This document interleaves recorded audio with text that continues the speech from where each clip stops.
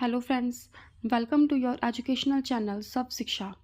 Today we will start important question series of understanding and appreciating science.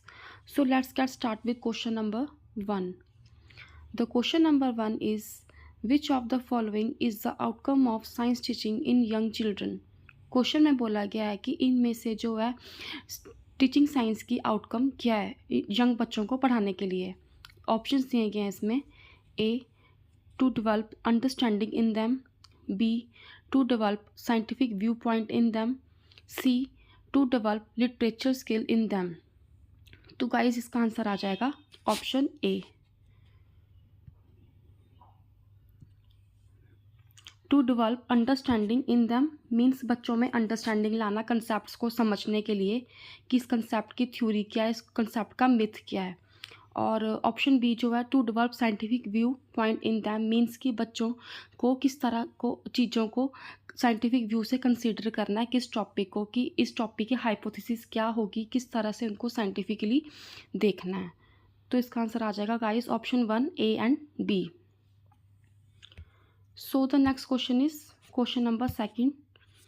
The best method for developing understanding in children is, इसका मतलब ये है कि सबसे ज़्यादा बेस्ट मेथड कौन सा है चिल्ड्रन में अंडरस्टैंडिंग लाने का। ऑप्शंस दिए गए हैं इसमें। A, help them carrying out scientific experiments, yes means कि बच्चों को साइंटिफिक एक्सपेरिमेंट्स करवाना कि किस तरह का कंसेप्ट होगा, किस तरह की हाइपोथेसिस होगी, क्या मतलब है उन चीज़ों का।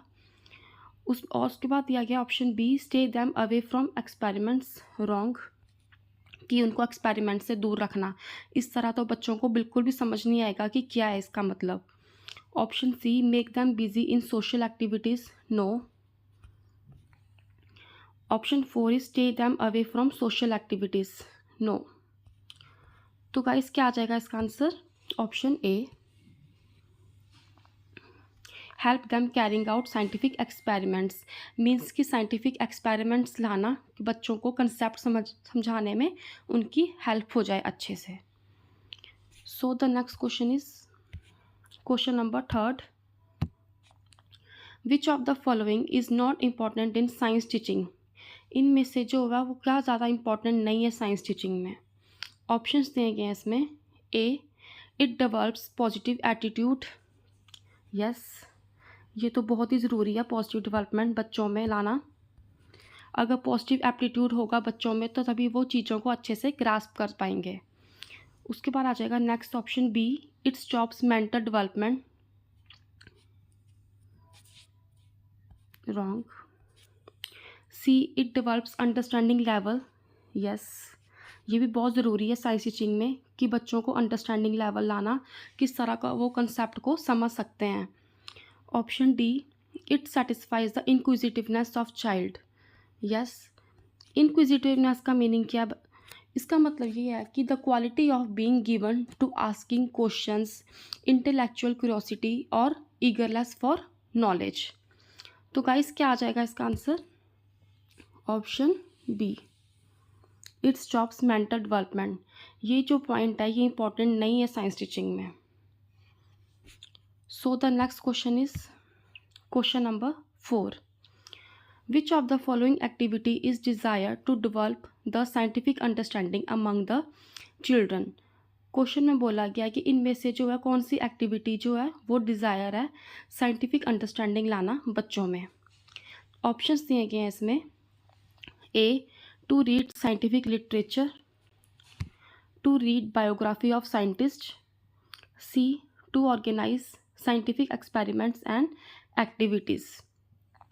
तो गाइस इसका आंसर आ जाएगा option 4, all of this means कि हम बच्चों में साइंटिफिक लिटरेचर ला सकते हैं कि किस तरह बच्चों ने चीज़ों को कैसे ग्रास्प करना है, किस तरह के कंसेप्ट उन्होंने अंडरस्टैंड करने हैं। To read biography of scientist means कि जो साइंटिस्ट हैं उनकी बायोग्राफी रीड करना, बायोग्राफी पता होगी बच्चों को तभी उनको कंसेप्ट अच्छे से समझ आएगा कि किस साइंटिस्ट ने क्या थीसिस दी हुई है। तो ये भी करेक्ट ऑप्शन। उसके बाद बोला to organise scientific experiments and activities, means कि साइंटिफिक एक्सपेरिमेंट्स लाना, एक्टिविटीज़ करवाना बच्चों से, टू ईगर मोर नॉलेज। तो क्या आ जाएगा इसका answer? Option 4 all of this. So the next question is question number 5। It is important to organize local, town, state level scientific competitive activities because options दिए गए हैं इसमें। A, it entertains teacher, no. B, it gives financial support to organizers, no. C, it invents, discover the scientific talent amongst the children, yes. Means कि discover करना और ज़्यादा scientific talent बच्चों में। D, students make use of their time, no. तो क्या आ जाएगा इसका आंसर गाइस? ऑप्शन सी,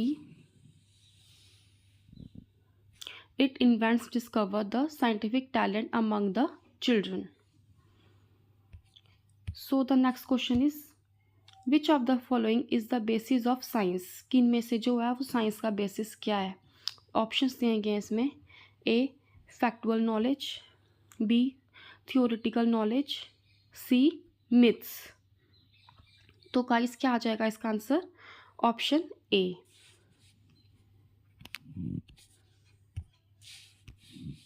फैक्चुअल नॉलेज। फैक्चुअल नॉलेज क्या है? ये जो है ये फैक्चुअल नॉलेज जो एक तरह से बेसिक है, कंक्रीट है एंड स्पेसिफिक इन्फॉर्मेशन है जो कि ऑब्जेक्टिवली वेरीफाइड की जाती है, जैसे कि नेम्स हो गया, डेट्स हो गई, डेफिनेशन हो गया एंड डाटा पॉइंट्स। ये जो चीज़ें हैं ये साइंस का बेसिस हैं। सो the next question is question number 7। Which of the following is the most important in science teaching, इनमें से जो है वो सबसे ज़्यादा मोस्ट इंपॉर्टेंट क्या है साइंस टीचिंग में? ऑप्शंस दिए गए हैं इसमें। A, storage of knowledge, B, the path of discovery of scientific knowledge, C, scientific aptitude of teacher. तो गाइस इसका आंसर क्या आ जाएगा? All of these.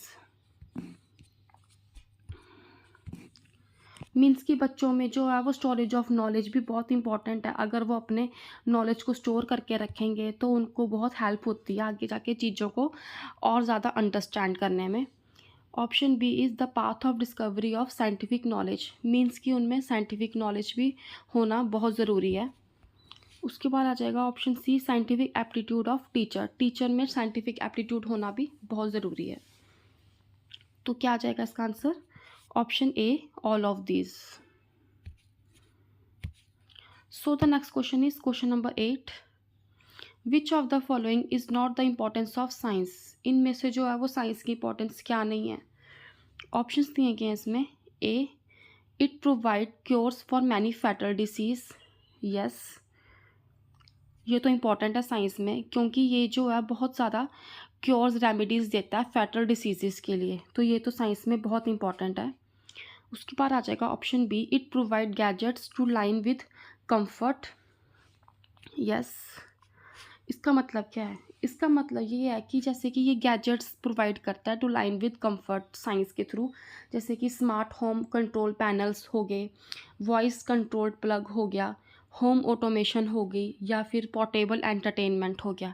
ये गैजेट्स जो हैं वो साइंस प्रोवाइड करती है हमें। उसके बाद आ गया option C, it does not allow communication across the geographical barriers, yes. ये जो है हमें कम्युनिकेशन प्रोवाइड नहीं करती अक्रॉस द जियोग्राफिकल बैरियर्स, तो ये तो इम्पॉर्टेंट नहीं है साइंस में। तो गाइस क्या आ जाएगा इसका answer? Option C, it does not allow communication across the geographical barriers. So the next question is question number 9। Which of the following helps in better understanding of science, इनमें से जो है वो सबसे ज़्यादा हेल्प कौन करवाता है for the understanding of science? Options दिए गए हैं इसमें। A, learning by doing, by simply observing, C, both 1 and 2, D, none of the above. तो गाइज इसका आंसर क्या आ जाएगा? Option C, both A and B.